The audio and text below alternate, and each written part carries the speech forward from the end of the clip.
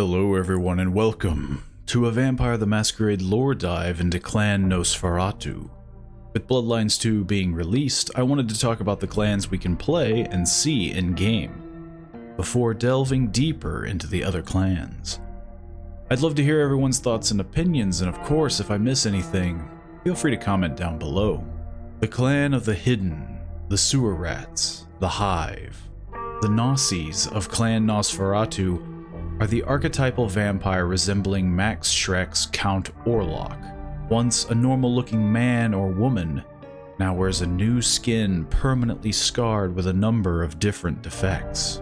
Becoming masters of stealth as their unlives depend on not being seen with how easy their appearance breaks the masquerade, the Nosferatu have become spymasters, collecting information and selling it to the highest bidder or to who might benefit them the most. Living in sewers and navigating the cityscapes around them, mostly through underground passages, they become masters of the city beneath the city, to which they now call home. Their disciplines are animalism, a power granting them communication or dominance over creatures of nature, obfuscate, a power to help conceal themselves from others, and potence, a power that grants additional physical strength. With these disciplines, the Nosferatu are masters of stealth and gathering of information, being able to hide from most, but communicate with any insect or animal to what they might see, or even turn an animal against someone, with potence being used in dire situations once cornered. The Nosferatu antediluvian is Absimilard, an antediluvian that despises the Nosferatu bloodline and wishes to exterminate any and all of his descendants. Most stories about Absimilard, like with many antediluvians, are subjugated heavily with doubt, but the stories go that he was the most wicked son of King David, an expert of stealth and a masterful hunter whose skills only compared to his beauty, which interested his sire's dead heart. His sire Zilla pursued him, and in the struggling embrace lightly scarred him. Absimilard, being a creature of vanity, was driven to obsession for the murder of his sire for this, and is held as being one of the figures to have caused the slaughter of the second-generation vampires. As a result, Cain placed a curse on him for killing the beautiful Zilla. Absimilard was given a fitting punishment for ridding such beauty, twisting him into a hideous mockery of a human being. This curse extended to his childer and thus affecting every single one of his descendants.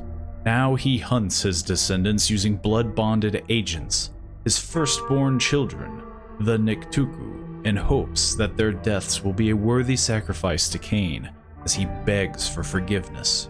The Nosferatu clan suffer from the bane of repulsiveness, creatures bearing the most hideous and vile appearances, causing them to generally be unliked and unwanted, and even disguising themselves does very little to help them.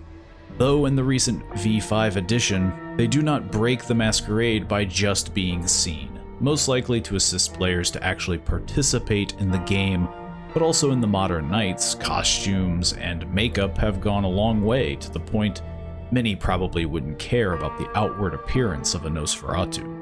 Alternatively, within the tabletop, they can choose the Bane Infestation, which just like it sounds means you're full of vermin, like bugs, rats, or mice even, and make it much harder to concentrate and be social as you're full of things that you shouldn't be. The Nosferatu clan compulsion is cryptophilia, and may be why they are such good spy masters. It's because they naturally hunger for secrets, almost as much as blood. Those secrets which few or no one else knows, and refuses to share these secrets with others except in strict trade for greater ones. Those who are embraced by a Nosferatu can vary between two different people. The first being those that would be a step up if embraced, such as the homeless, the hopelessly antisocial, derelicts, the mentally ill, the emotionally damaged, flawed vagrants. People who need something like the embrace to allow them to really shine once more and not be the bottom of the rung on the ladder, the bottom of the totem pole, and not even in the running for last place. The second being those that would be a step down if embraced. People of privilege and beauty. Nosferatu are notorious for revenge embraces, and they generally lead miserable lives within the clan, and are known within the clan as Cleopatras. An interesting fact about the Nosferatu embrace is that it is especially painful.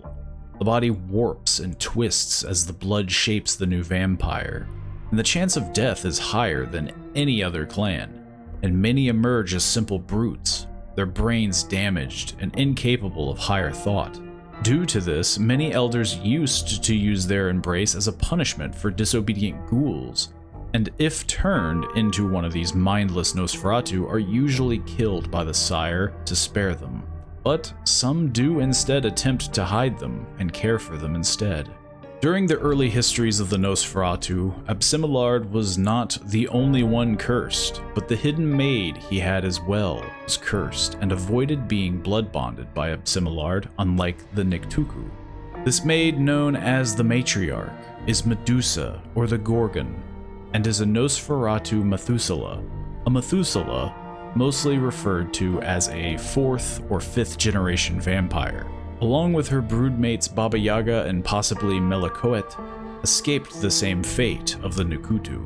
Though some stories do think that the matriarch might just be Baba Yaga herself, the matriarch, however, is the one responsible for the birth of the entire modern Nosferatu clan.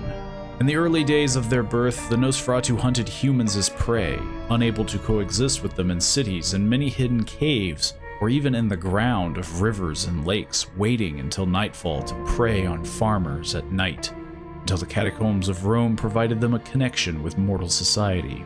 During the Middle Ages, they were perceived as one of the low clans, and notable in particular for their following of Christianity and redemption, that of flagellation in particular. Though a low clan, they still had power. They discovered connections between human waste and plagues, and used this to defile the water sources of villages if a local kindred lord became too arrogant. Though during this time, some Nosferatu did divide during the formation of the Sabbat. They still tend to place a higher emphasis on clan unity and mutual survival, thus they remain fairly cordial with one another, though they are by definition enemies. As the years went by, the Renaissance is when they began to construct their urban lairs, turning ghettos and tenements to house large numbers of Nosferatu to live from the view of other clans like the Toreador and Ventru, who had blended into mortal society much better. This is also when a rather large uptick of spiteful embraces happened, as many Nosferatu were resentful of the new arts and philosophies that developed during this period. With the European colonization of the Americas, it brought the revelation that many Nosferatu had been living in North America alongside the indigenous people, and lived as solitary hunters and accepted sacrifices from humans. These particular Manitou Nosferatu, though, were largely wiped out or assimilated by the European Nosferatu. During the Victorian Age, the Nosferatu were quiet, more so than usual. During the time of physical beauty was to reflect spiritual beauty. They experienced one of the greatest exiles in their lonely history. This was the age where the Toreador were supreme, but the Nosferatu were shunned back into the slums and back alleys, and many of the princes banned them from even entering a place of Elysium, a place where vampires could meet without harm or fear. Racing forward through time in the modern nights, with their antediluvians still at large, the Nosferatu became technically savvy, using every skill they could to protect themselves, using many of the now deserted bunker systems of the Cold War as a supplement for their own warrens. This is when they developed ShrekNet, a parallel internet that they used to enhance their traditional information gathering and reporting skills. During the 1990s, the rise of the Shadow Curtain in Russia, a supernatural phenomenon that separated the vampires of the former Soviet Union from the rest of the world, became a hindrance. Eventually, it was revealed as a product of Baba Yaga and allowed her to rule unhindered, separating the clan from the rest of the world. It wasn't until the late 1990s that she was destroyed by a Niktuku, thus the curtain fell. In the early 21st century, the United States compromised ShrekNet, the information they gathered contributing to what became known as the Second Inquisition. This Inquisition did immeasurable damage in 2007 to 2008. And the Camarilla ordered the wipe.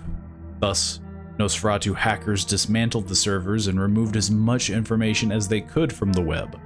This led to them losing some credibility and many clan members, though they still remain a strong and useful clan to any who they work with. Now with ShrekNet gone, Clan Nosferatu gather information both traditionally, listening in from the shadows when no one thinks they are there, to hacking servers and information hubs without leaving a trace. A clan that stresses clan loyalty over almost everything else.